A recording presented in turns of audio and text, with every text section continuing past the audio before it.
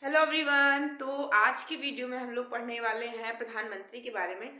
प्रधानमंत्री के इस टॉपिक में हम लोग बहुत ही इंपॉर्टेंट पॉइंट्स को डिस्कस करेंगे। अगर आपने वीडियो स्टार्ट कर दिया है तो उसको लास्ट तक देखना। लास्ट तक क्यों देखना? क्योंकि आपके दिमाग में ये होना चाहिए कि जो इस वीडियो में बोला जाएगा, जो भी बताया जाएगा, क्या आपको पता है। अगर आपको पता है तो भाई आपकी जो प्रिपरेशन है वो अच्छी है, और अगर आपको नहीं पता है तो आपका नॉलेज ही इंक्रीज होगा। होगा कि नहीं होगा? तो अगर स्टार्ट किया तो पूरा देखना। कहने का मतलब बस यही है। ठीक है, स्टार्ट करते हैं प्रधानमंत्री के बारे में। प्रधानमंत्री के बारे में स्टार्ट करने से पहले थोड़ा सा इनका इंट्रो देते हैं, आपको बताते हैं कि इनकी पावर क्या है, कहाँ से स्टार्टिंग होती है। देखो, प्रधानमंत्री जो भारत का संसदीय शासन का कार्य प्रणाली होता है, संसदीय शासन कार्य प्रणाली में लोकसभा, राज्यसभा ये सब आता है। तो उसमें जो सबसे महत्वपूर्ण, सर्वाधिक महत्वपूर्ण जो पद होता है, सबसे मेन सीट जो होती है वो प्रधानमंत्री की होती है। मतलब सबसे पावरफुल सीट किसकी होती है? प्रधानमंत्री की होती है। संसदीय शासन प्रणाली में सबसे मोस्ट इंपॉर्टेंट सीट, सबसे सर्वाधिक महत्वपूर्ण जो पद होता है वो किसका होता है? प्रधानमंत्री का होता है। राष्ट्रपति जो होता है वो एक नाम मात्र का प्रधान होता है, क्योंकि जो वास्तविक शक्तियां होती हैं वो सब प्रधानमंत्री के पास होती हैं। ऐसा क्यों होता है? क्योंकि प्रधानमंत्री ही मंत्रिमंडल का गठन करता है, और प्रधानमंत्री ही मंत्रिमंडल को संचालित करता है, मतलब उस पर काम करता है, आगे बढ़ाता है, उसके बारे में ध्यान रख, देख रेख करता है। तो सबसे ज्यादा पावर किसके पास हुई? प्रधानमंत्री के पास। राष्ट्रपति नाम मात्र प्रधान है, हेड है, बट जो पावर्स हैं, जो शक्तियां हैं, वो किसके पास है? प्रधानमंत्री के पास है। मंत्रिपरिषद का निर्माण कौन करता है और संचालन कौन करता है?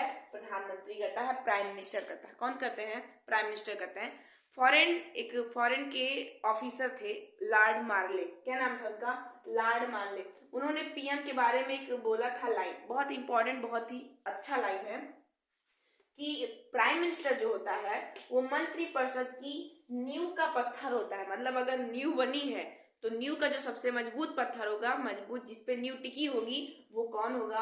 वो होगा प्राइम मिनिस्टर। कौन होगा? Prime minister. इसको बोला किसने था? ये लॉर्ड मार्ले ने बोला था। ये इंपॉर्टेंट पॉइंट इसलिए बनता है क्योंकि जब हम कोई एग्जाम प्रिपरेशन करेंगे तो एग्जाम पेपर भी देंगे, तो जब इंटरव्यू में होता है तो इंटरव्यू में क्वेश्चन, आई थिंक मैंने जहाँ सुना है, जो भी एक्सपीरियंस, वो उसके हिसाब से ये सारी चीजें पूछता है कि ये किसने कहा था, ये बुक किसकी है, ये बुक कब लिखी गई थी, ऐसी सारी चीजें। तो लॉर्ड मार्ले ने कहा था कि जो प्राइम मिनिस्टर होता है वो मंत्रिपरिषद की नींव का क्या होता है? पत्थर होता है। नींव का क्या होता है? पत्थर होता है। तो नींव का पत्थर मतलब इंपॉर्टेंस दी जा रही कि नहीं दी जा रही? दी जा रही ना। फिर उसके बाद हम बताते हैं आपको अपॉइंटमेंट ऑफ प्राइम मिनिस्टर। ये तो मैंने बता दिया, क्योंकि जो प्राइम मिनिस्टर होता है, हाँ, प्राइम मिनिस्टर के पास पावर क्यों होती, मतलब उसको इंपॉर्टेंस नहीं क्यों दी जाती है? क्योंकि जब प्राइम मिनिस्टर अगर मान लो त्यागपत्र दे दे, इस्तीफा दे दे, या बीच में उसकी क्या हो जाए? डेथ हो जाए। प्राइम मिनिस्टर अगर त्यागपत्र दे दे, इस्तीफा दे दे, या बीच में उसकी डेथ हो जाए, तो जो मंत्रिपरिषद होता है वो, उसका जो अस्तित्व होता है वहीं पे क्या होता है? खत्म हो जाता है। वहीं पर अस्तित्व क्या हो जाता है? खत्म। अगर प्राइम मिनिस्टर खत्म तो मंत्रिपरिषद का अस्तित्व भी क्या हो जाएगा भैया? खत्म। क्या हो जाएगा? एकदम फिनिश्ड हो जाएगा। इसीलिए बोला जाता है संसदीय शासन कार्य प्रणाली में सर्वाधिक महत्वपूर्ण जो सीट होती है, पद होता है, वो किसका होता है? प्राइम मिनिस्टर को होता है। किसका होता है? प्राइम मिनिस्टर को होता है। अपॉइंटमेंट के बारे में थोड़ा बताते हैं। आर्टिकल 75 के अकॉर्डिंग, आर्टिकल 75 के अकॉर्डिंग क्या होता है? राष्ट्रपति जो होता है वो प्रधानमंत्री की नियुक्ति करता है, अपॉइंटमेंट करता है। This is a very simple question. Article 75 के अकॉर्डिंग राष्ट्रपति प्राइम मिनिस्टर को क्या करता है? अपॉइंट करता है। बट एक पॉइंट यहाँ पे सबसे इंपॉर्टेंट आता है कि जो राष्ट्रपति होता है क्या एकदम फ्री होता है अपॉइंट करने के लिए? प्रधानमंत्री को, किसी को भी प्रधानमंत्री सिलेक्ट कर देगा? क्या फ्री रहता है? तो फ्री नहीं रहता है। जो राष्ट्रपति होता है उसके पास स्वविवेक, स्वतंत्रता नहीं रहता, मतलब free thinking related to appointment of prime minister, ये फ्रीडम उसके पास नहीं होता है। इसको बोलते हैं स्वविवेक, स्वतंत्रता। मतलब वो अपने दिमाग से, स्पेशली सिर्फ अपने दिमाग से सोच के ये सिलेक्ट कर दे कि यही इंसान, यही पर्सन प्राइम मिनिस्टर बनेगा, तो ऐसी स्वतंत्रता राष्ट्रपति के पास नहीं है। लोकसभा में जो भी नेता को बहुमत के साथ आगे बढ़ाया जाता है उसी पर्सन को राष्ट्रपति प्रधानमंत्री के रूप में सिलेक्ट करता है। लोकसभा में जो भी नेता रहेगा, जिसके पास सबसे ज्यादा बहुमत रहेगी, उसको बहुमत से आगे बढ़ाया जाएगा, और फिर राष्ट्रपति उसी को क्या करेगा? सिलेक्ट करेगा। प्रधानमंत्री में और सारे रूल्स, जो इंपॉर्टेंट रूल्स है वो ये है कि प्रधानमंत्री, जैसे आप प्रधानमंत्री बन गए और अभी जब आप बने हो तो आप ना तो राज्यसभा ना तो लोकसभा, संसद के किसी भी सदन के आप सदस्य नहीं है, लेकिन तभी भी आपको अपॉइंट कर दिया जाएगा। लेकिन उसके साथ एक कंडीशन जुड़ती है कि 6 महीने में आपको संसद के किसी भी सदन की सदस्यता लेनी पड़ेगी।